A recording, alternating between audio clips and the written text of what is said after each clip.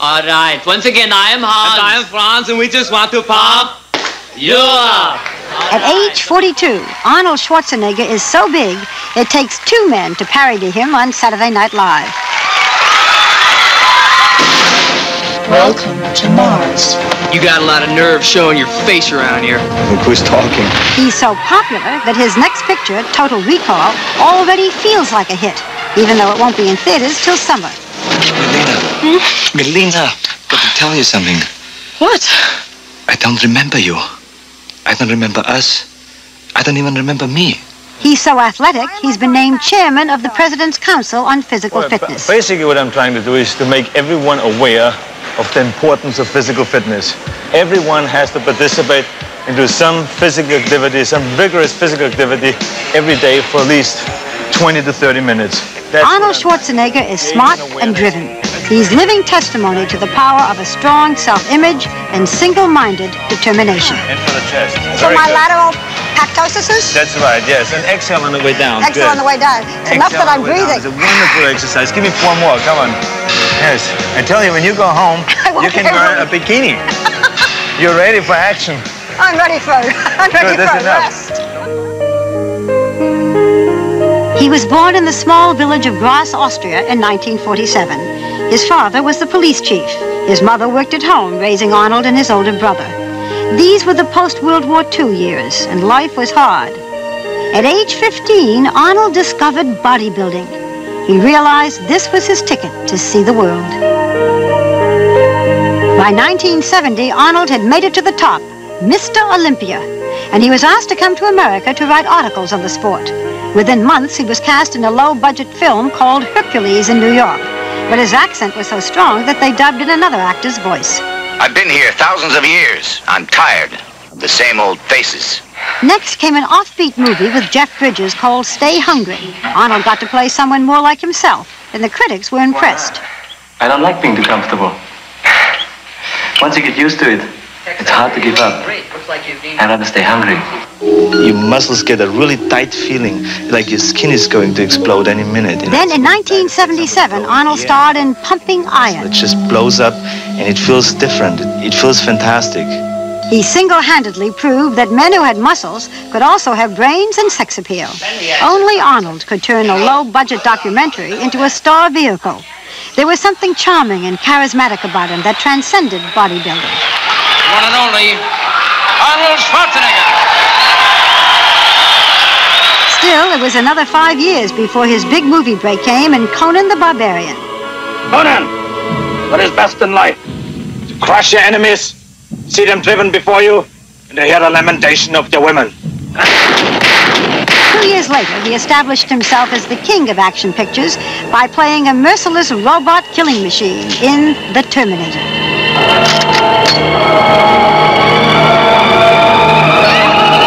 Since then, he's had a string of big-budget action pictures that have made a fortune. But in 1988, he took a risk. He made a film where he had to be funny and didn't get to kill anybody. He starred with Danny DeVito in Twins, and it's been his biggest hit of all. Take out the papers and the trash, or you don't get no spending cash. If you don't scrap that kitchen floor, you ain't gonna rock and roll no more. Yakety yak. Don't talk back. Da, da, da, da, da, da. On the personal front, in 1986, Arnold married television journalist Maria Shriver, daughter of Sergeant and Eunice Kennedy Shriver, and became a member of the Kennedy family. An interesting match since Arnold's a Republican. And I wouldn't be anywhere else but right here today to support the Republican Party and George Bush for President of the United States. His Venice, California office tells the story of his life. Posters of all the movies, good and bad, hang in the wall. The walls are glass. Arnold has little to hide. He's the embodiment of the American dream, and then some. He merchandises his name through a mail-order business that caters to the bodybuilding crowd who still remember these trophies in his days as a different kind of champion. The photos on his wall testify to personal as well as political bonds. A climate-controlled case displays his favorite cigars. The sword from Conan is here. The wedding congratulations telegram from President Reagan. And the photo of his wife Maria and their 3-month-old baby, Catherine Eunice. I would say a half a day after the baby was born, Maria's parents flew in. And she was so happy, Eunice, you know, and she looked at it and she says, "Oh, Maria, the face is exactly like you. Oh, look at those eyes. They're beautiful. They're just like Maria's eyes. They're beautiful. And look at the fingers, the long fingers, just like Grandpa Joe Kennedy. Look at him." And all this stuff was going on. I mean, she picked body part by body part, and it was all Kennedy and Shriver, of course, the kid, right? So then I, of course, I took a lot of pictures and put the photo album together for everyone, and including one for my mother. My mother called me that night after my nephew arrived and gave her the photo album and says, "Arnold, I couldn't believe it. I opened up this album that you sent me, and it's a total Schwarzenegger. It's unbelievable. It has your father's forehead, it has your lips, the hands, everything, the way it smiles. It's totally a Schwarzenegger. I mean, does Maria mind that this kid looks so much like a Schwarzenegger?" So, I mean, so this was so everyone has their own interpretation of what the kid looks like. Tell me about your childhood. Tell me about your father, because he had a great influence on you. He was a police officer, and so he brought, with that job, a lot of discipline came into the house. And everything was quite different than what I see now here, of course, because, like, for instance, we were not allowed to speak on a dinner table or at breakfast. There was the time to eat. Everyone was sitting totally in silence, eating. Today you have a life with everything you could want around you, but when you were a little kid, did you have flushing toilets?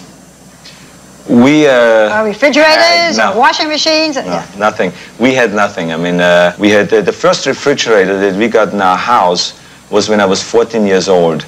And I remember that I got in touch with all my school buddies. And I told them, I said, "You guys got to come home." I said, "Today they delivered the refrigerator." And they all said, "What, you guys are going to get a refrigerator?" I said, "Your father must make a lot of money." And this is when I came to America. I remember that the things that people complained about, I thought were absolutely fantastic. To me, everything was just so wonderful, and I became like the most enthusiastic spokesperson for America. I was running back to Europe saying, "This place is incredible. This is absolutely fantastic. You should see the wide streets and the way people live. They all have great luxuries and all this." So to me, this was really, I think I appreciated it much more than anyone else did. How did you get into bodybuilding in the first place? I remember it very clearly. I walked into this weightlifting gym without a trainer, and I saw a guy in front of me squatting with around 300 pounds, which I thought it was Hercules doing his thing there. I mean, the guy looked enormous, he looked muscular, and I saw him squatting there and taking the weight down and walking over and doing a bench press and then walking somewhere else and doing 20 chin-ups. And I looked at this and I said, "I can't believe this. This is what I want to do. I want to look like this." In Pumping Iron, you said, something you've said since, that lifting weights was like having an orgasm. Mm-hmm. Well, tell us more. Well, this is what I said before I met Maria. Now I changed my mind. Tell me anyway. What do you want to know? What you used to say about it. You know, the next best thing to Maria is lifting weights. Why? No, you have to understand that I am a marketing guy. I will say sometimes things that will catch people's attention. That did. That did, exactly. And when I made this statement about sex, I said, you know, that a good pump is better than having sex. Then people said, "Is that right? Wow, I better try that out. That must feel terrific." Is and that they right? all stood in line in a gym. No, it's not right, of course not. But they all stood in line at the gym, and they all went to the gym to try it out. Were women ever turned off by all the muscles? I mean, I remember looking at some of the, you know, guys, and truthfully, Arnold, I didn't feel turned on. It was almost too much.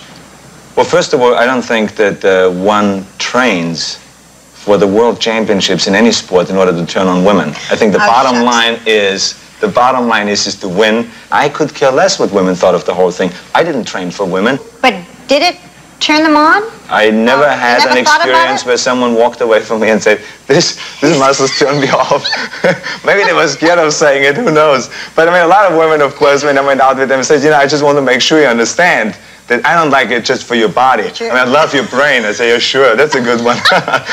When you first came to this country, your name is Schwarzenegger. Mm-hmm. You have an accent. Did anybody take you seriously when you said you wanted to act? What did they say? Well, Barbara, every time you tell people that you want to do something big, you want to get to the top in anything, they will say you're crazy, you can never do it. Yeah. I mean, and I think that's the very thing that I need to get inspired and to get hungry. I really get hungry when people say you can't do it. Yeah. That's when I really get the drive.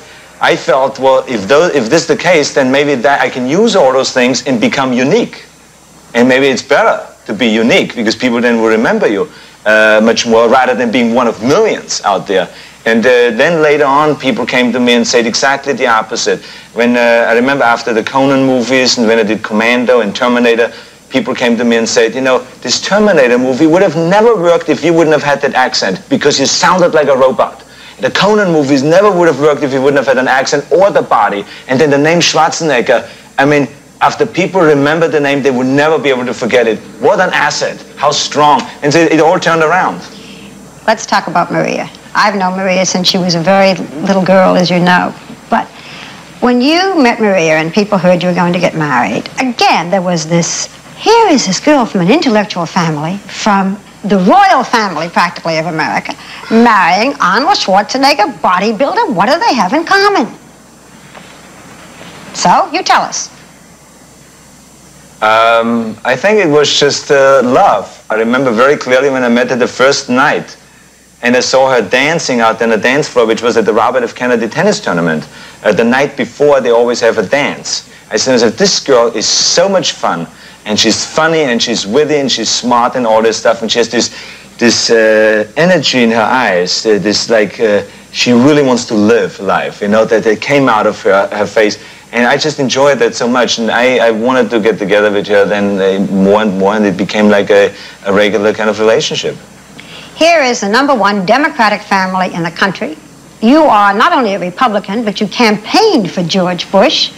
What if it were George Bush versus Ted Kennedy? Then it maybe would be a different ballgame, because then it's family involved, and then maybe we'll stay out of that. Arnold, what makes one guy a champion, one person a champion, and the other one not? It's drive. It's the will. There's certain people that grow up with a tremendous hunger, and it's usually kids that have struggled when they were kids. When you grow up comfortably, and in comfort and in peace and happiness and all those things, that will produce a very balanced person and a good person, but it will not create the will and the determination and the hunger that you need to be the best in the world. Do you have a philosophy by which you live? Staying hungry. That's it.